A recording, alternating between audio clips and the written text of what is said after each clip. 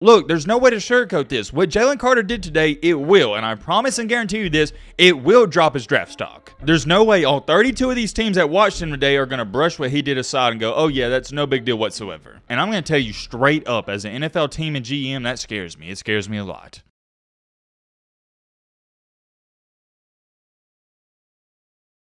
Well, I had a completely and entirely separate video planned for today, and then Jalen Carter pulled off this stunt. Now, you may be sitting there asking, yo, Matt, what are you talking about? Jalen Carter, he's supposed to be a top 3 NFL draft prospect, and yes, he was about a month ago. Y'all remember what happened about 2 weeks ago where he was at the combine and then the news came out that he was lying to police and all that nonsense? I'm not here to talk about it, but you remember, right? He got caught lying to the police in the investigation, but it seemed like he patched everything up and it's going to be a-okay. Ever since then, he's laid low under the radar, and most recently, today, he was supposed to perform at Georgia's Pro Day. And today, Jalen Carter, yeah, he was at Georgia's Pro Day, but he didn't perform. I don't know what you want to call it, but he didn't perform. He was just there. To say what I saw and what many other people saw was pitiful and embarrassing, that would be an understatement. And at this point in time, it is sad because I understand there's a lot of stress on the kid and he's probably going through a lot, but there's no excuse for what happened. And I get it, you can have bad performances. Even the best of the best, they're going to airball some shots. Even the best Major League Baseball players, they're going to strike out. The best football players, the quarterbacks, they're going to throw interceptions.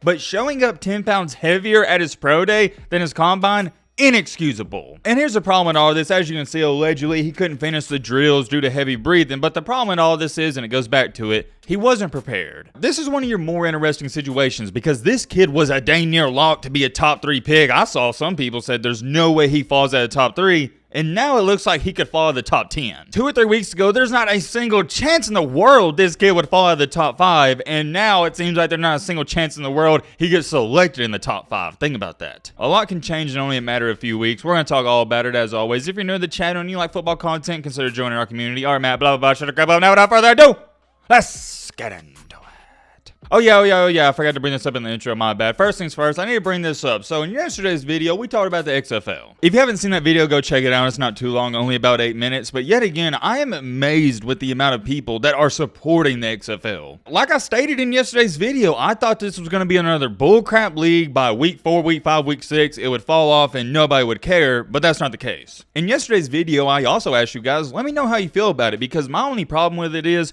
I don't have a horse in the race. I'm having a hard time trying to be passionate about a certain team or the league itself. I think it's highly entertaining and the broadcasting is really good, but just like college football where my favorite team's Alabama, or in the NFL, you have a favorite team, I don't have a favorite team in the XFL. And check out this comment that DeMarcus said. I really like it. I love the XFL. I hate going through football withdrawals. Me too, by the way. I watch every single XFL game. I don't have a favorite team. I don't know what he meant to say there, although I support the Renegades. But overall, I'm rooting for the league as a whole, for the players who are getting a chance to play and do something meaningful with their lives, and for the fans like St. Louis, Orlando, and then say they may not have had a football team in their city otherwise. Or that doesn't say they may not have, it says that. You get what I'm trying to say, you get the point. And here's another one I like. I have to admit that besides the kickoff rules, the XFL is proven to be a really entertaining watch, and I agree, the kickoff rules, a little weird to me. I love hearing the banter between players, and hearing a coach get amped up like Hines Ward was pretty cool. I'll be tuning in for more. I would love to sit up here and read off all the comments. I've done that. You can go check them out for yourself, but everyone, they're pretty excited about it, and I get it. Why do I get it? Because yeah, maybe your casual fans aren't going to be too excited about it, but a lot of people out here, they need something to watch, including myself. Unfortunately, we're entering one of the worst times of the year when it comes to watching sports. Once March Madness ends, the only thing worth watching is the NBA in the finals. And a lot of people don't even care about the NBA until the playoffs, which includes myself. I thought I'd share some of those comments because it proves my point yet again. People are really enjoying this new league. Moving along here to last but not least, our main topic, our main encore, the main reason you're clicking onto this video, we gotta talk about good old Jalen Carter. Man, oh man, I remember watching him at Georgia thinking to myself, man, this guy is as close to unstoppable as it gets. You have to understand this. There's some people in this life that God, he just favored a ton. This is one of those young men out there who was born to play football. There's not another way to put it. Jalen Carter was a flat-out monster at the college football level, but that's the problem. NFL teams,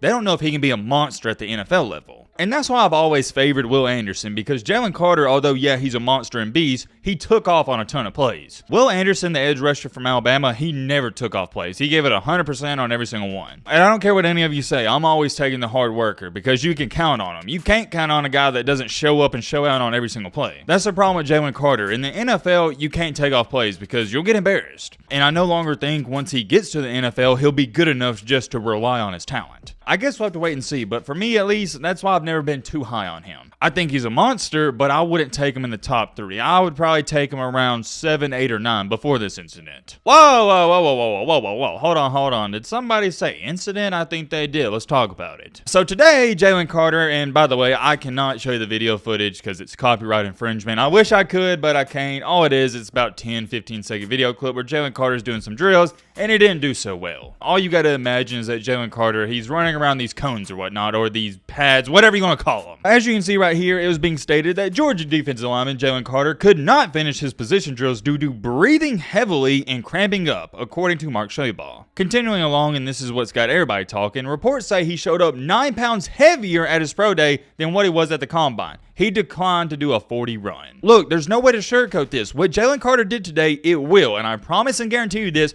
it will drop his draft stock. There's no way all 32 of these teams that watched him today are going to brush what he did aside and go, oh yeah, that's no big deal whatsoever. There's no way. And just like this comment right here says, I hate calling players a bust before their career start, but man has had more red flags than a girl with a snap score in the millions. That guy's trying to be funny when he says it, but I don't think he's being funny. I think he's being serious. And I've seen a lot of people saying stuff like this. Oh, he's stressed out. Leave him alone. Stress will break your body down. He's dealing with a lot and blah, blah, blah, blah. You know what I got to say about all the people saying this? Shut up. I don't think some of y'all get it. Do you understand the difference from getting selected in the 8th, 9th, 10th, 11th slot compared to the top 3? When it comes to money, you're talking about a $10 to $12 million difference. And if I was in this situation, I don't care what I had going on in my life. I don't care how much stress was going on. I'd make sure I'd show up and show out and perform well at my pro day. And also, I'd make sure that I wasn't overweight. The saddest part about living in 2023 is we want to make it okay for everybody to be fat and lazy and depressed. That's what it is. The media, whoever you want to blame, they want you to think it's okay to be depressed.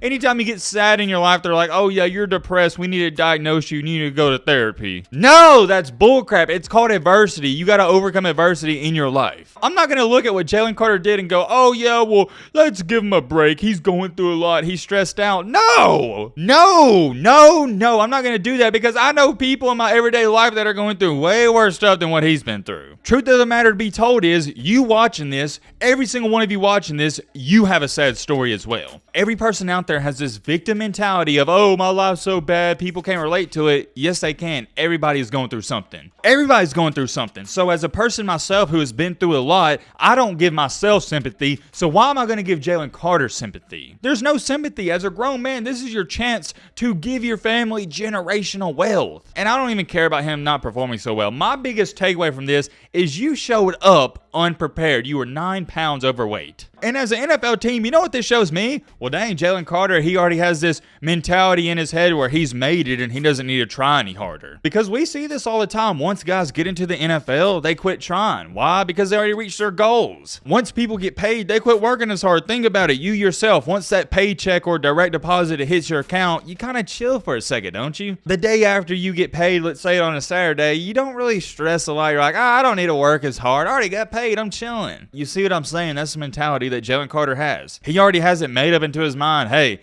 even if I fall to 10, 15, 20, I'm still getting paid. And I'm going to tell you straight up, as an NFL team and GM, that scares me. It scares me a lot. I don't want a guy who has this mentality of, oh, I don't want to work any harder. I want the guy who has a mentality of, okay, I need to be the next Tom Brady. I need to win 10 Super Bowls. I'm not stopping until I win 20 Super Bowls. I can't speak for you, but I can speak for myself. If I'm an NFL GM, I'm taking them off the board. I don't care. Too many red flags and too many other great prospects to look at in this draft. Let me put it this way, because I think a lot of you think I'm being harsh on him, and I'm not. It's just the cold hard facts and reality. If a guy couldn't even show up ready and just not even underweight, but the right weight for his pro day, why in the world would I give him, invest my money in him, and give him $20 million?